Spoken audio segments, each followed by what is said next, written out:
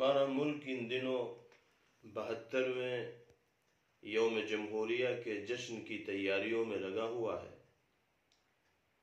26 جنوری وہ تاریخی دن ہے جس میں ملک کے کچھ اعلیٰ دماغوں نے ہمارے وطن کو وہ مثالی جمہوری اور سیکولر آئین و دستور دیا جس نے دنیا کے نقشے میں ہندوستان کی جمہوریت کو ایک ممتاز مقام پر لا کھڑا کیا۔ اس لیے اس تاریخی موقع پر ہمیں سب سے پہلے اور سب سے زیادہ اپنے ان بزرگوں، سورماؤں، جیالوں اور مجاہدین آزادی کو خراج عقیدت پیش کرنا چاہیے، یاد کرنا چاہیے، جن کی بے مثال قربانیوں کے نتیجے میں اس ملک میں آزادی کا سورج طلوع ہوا اور جنہوں نے اپنی جد و جہد اور محنت اور مضبوط قوت ارادی کے ذریعے فرنگی طاقتوں کو پسپائی پر مجبور کر دیا۔ جمعیت علماء امروہہ ہر سال یوم جمہوریہ کی مناسبت سے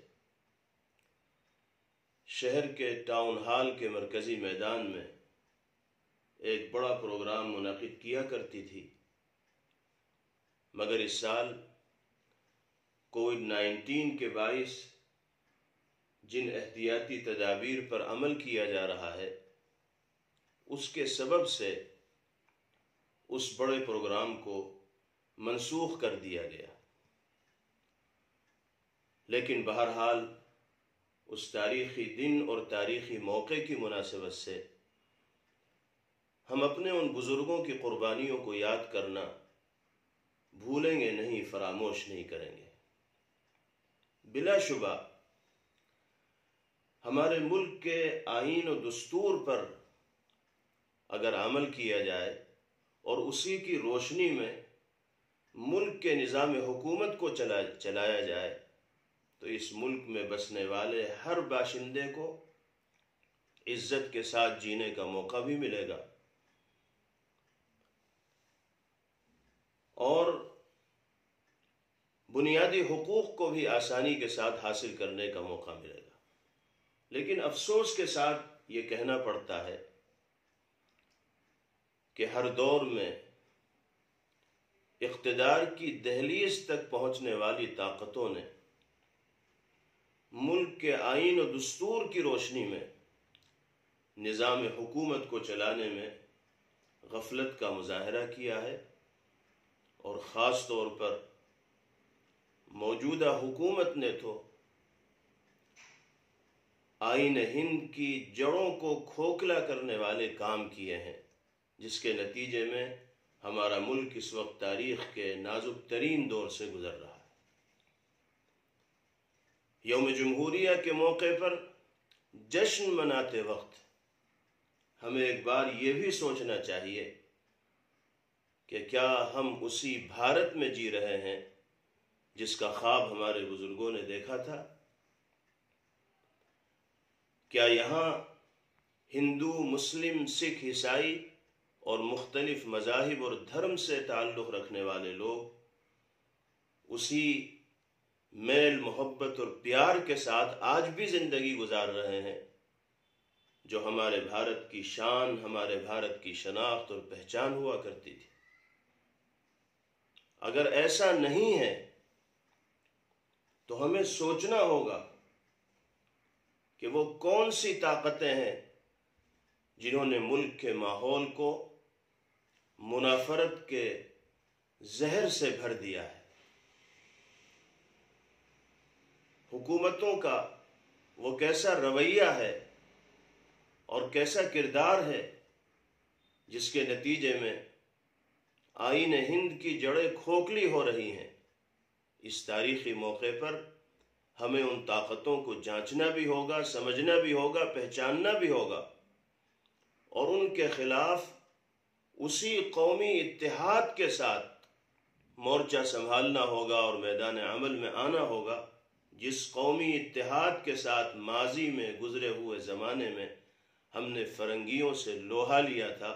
اور ان کو بھی ملک چھوڑنے پر مجبور کیا تھا۔ اس وقت ملک کی جو صورتحال ہے، جس طریقے سے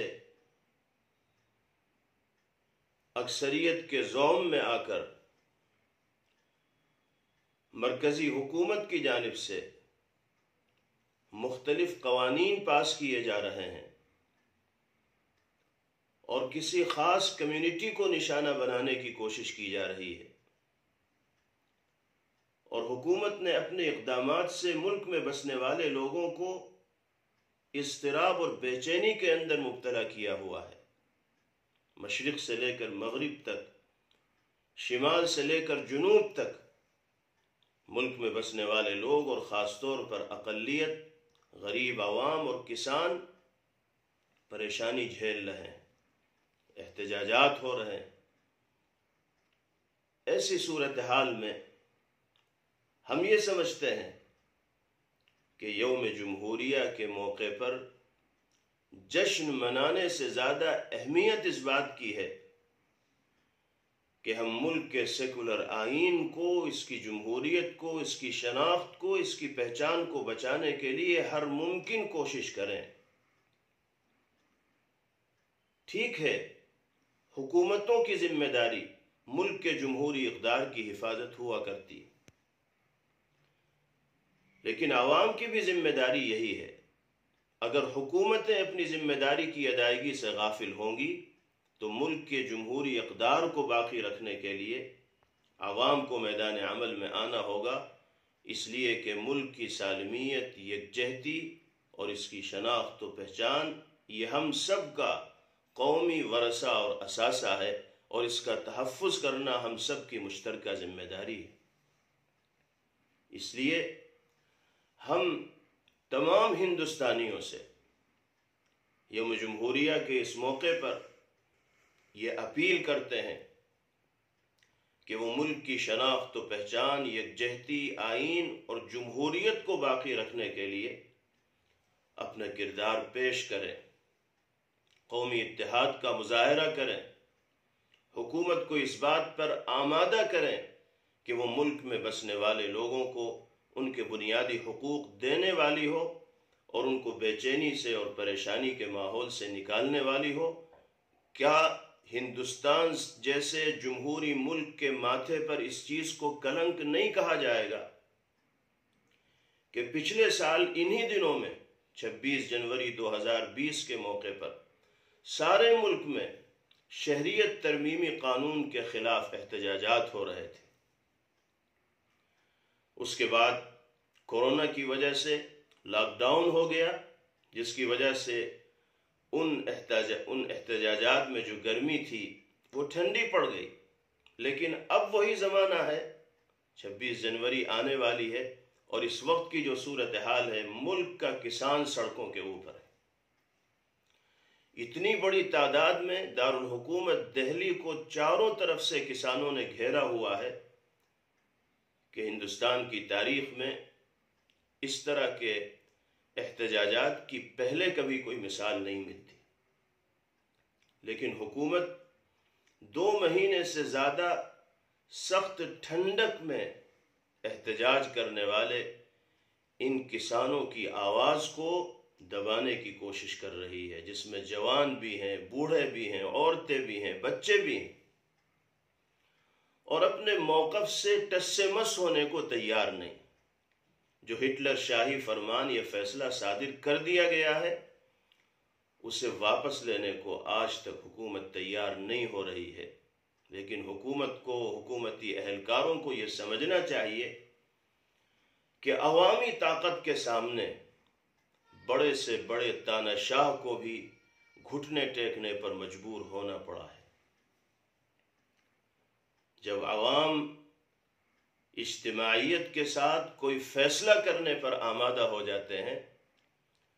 تو پھر اچھوں کو اقتدار سے بے دخل ہونا پڑتا ہے۔ اس چیز کو بھی حکومتی اہلکاروں کو اپنے ذہن و دماغ کے اندر رکھنا چاہیے اور اس ملک کے نظام کو انہیں اس انداز میں چلانا چاہیے کہ ملک میں بسنے والا ہر شخص عزت و عافیت کے ساتھ جی سکے اور اپنے مذہبی شعائر کے ساتھ آزادی کے ساتھ عمل پیرا ہو سکے۔ جمہوریت کی حفاظت ملک کے نظام حکومت کو چلانے والوں کی اولین ذمہ داری ہے۔ اگر وہ اس ذمہ داری کی ادائیگی میں سنجیدہ نہیں ہیں، اس ذمہ داری کی ادائیگی نہیں کر رہے ہیں، تو ان کو اقتدار کی کرسی پر بیٹھنے کا